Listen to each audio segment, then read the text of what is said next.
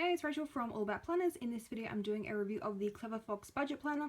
So I've previously done reviews of the Clever Fox Daily and Weekly Planners. I'll include those links below if you're interested. I quite like those planners, so opted to do a review of the Budget Planner as well. So this one is undated, A5 page size, will last you a year. You can start using it whenever you want, start in March, August, whenever.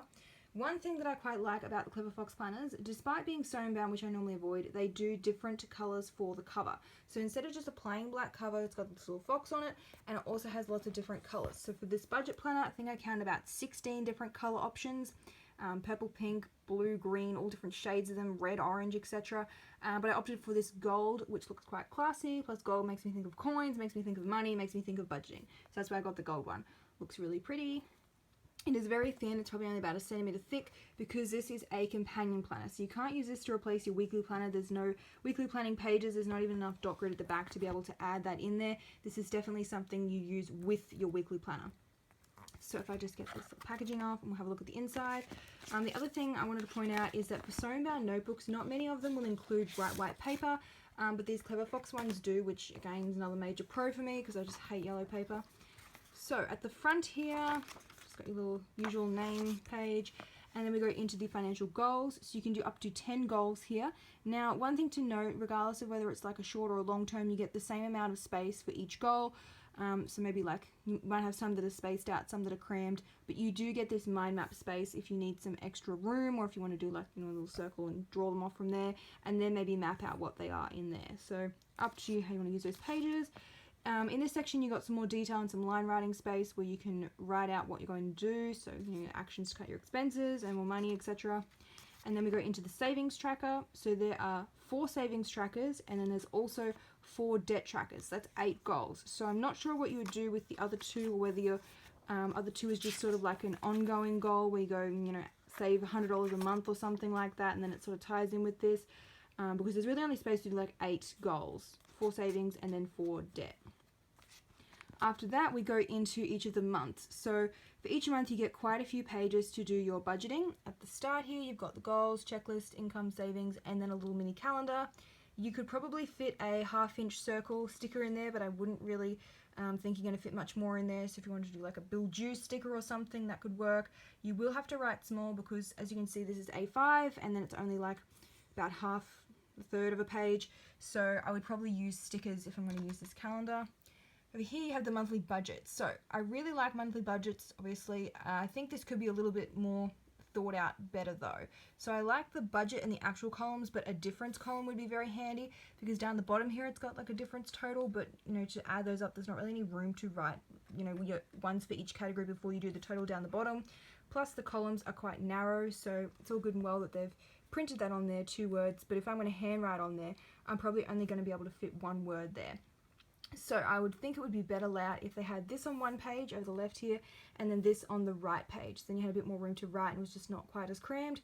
They do have some pre-printed categories on here, as you can see, but there's also some blank ones where you can add your own as well. So good idea, just maybe think that page out a bit better with giving some more room to write. And then you have tons of expense trackers. You get 4 pages of expense tracking. So I don't know about you, but I'd probably only use like 1 of these max for business and personal expenses. So I'm not sure if it's a good thing or bad thing that they included 4 of them for each month. But they're there if you need them, and you've got a bit of room to write, date, description, category, and amount. After that, we go into the monthly budget review. So pretty typical, you know, questions: did you meet your budget? Did you achieve the goals, etc. And then over here you've got a blank dot grid page if you want to just do some extra notes or mind mapping or whatever you want to put there. Blank page to use as you wish. And then the next month starts. So that continues the whole way through until we get to the back of the planner, where they have added this nifty little extra section for your Christmas budgeting. So you got the Christmas budget section, and then Christmas gifts, and then the Christmas spending. So I did go looking for a page for like birthday gifts and anniversary gifts, those sort of things throughout the year, but I did not see it in this planner. So that could be a good add-on if they ever update the planner and they're watching this review. At the back then we have a summary of the year because it's undated. You just add the months, you know, whenever you started it, in June or whenever. They have the categories which carry over from the monthly budget, and then you can also add your own, do your totals. And then you've got 3 dot grid pages at the back here.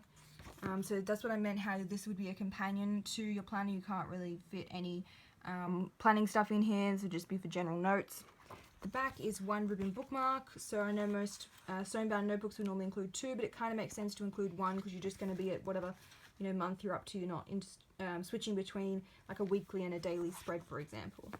At the back are these really cute stickers. Let me just show you. Look at that gold foil. Love it. And they're functional too. And then like some cute little decorative ones, but still like useful. So really like those. And you've got a pocket folder to put them in, which is quite roomy. There's also a pen loop and then the elastic band to keep everything in there. So as for a pen test, I know I normally do a pen test, however I did not in this one because I have already done a pen test in some of the other Clever Fox planners that I have, so I'll include those links below if you're interested. Now the paper is only 120 GSM, so I originally thought, okay, that's probably going to be low quality, but actually it's not too bad. Like there is a little bit of ghosting of their design, and when you use the pens there's a little bit of ghosting as well, but it's not bad. Like I have seen really bad bleed through with paper in sewn bound notebooks, other sewn bound planners, so this one is actually one of the better ones for paper quality, so I'll include that link to the pen test below if you're interested. And the other thing I should probably mention, so the other thing that drives me nuts about sewn bound notebooks, apart from bad paper quality and yellow paper, etc., is when the pages don't lay flat on their own. So this one is, if I just go to another page, then it is there. Let's just go to a random middle page, lays flat. And if you do have a sewn bound notebook that's not laying flat, you can just go to whatever page you want and then turn the notebook over, pull it like back a bit like this, and then turn it back over again, and then the pages will usually lay flat on their own. So that's it for this review. Hope you found it helpful. I'll include those links to the other Clever Fox planner reviews that I did, and I'll also include links to some other budget planner reviews that I've done as well. If you like the idea of a budget planner but you maybe don't specifically like this one, I'll have those links down below. Don't forget to subscribe. I usually post a couple of review videos each week.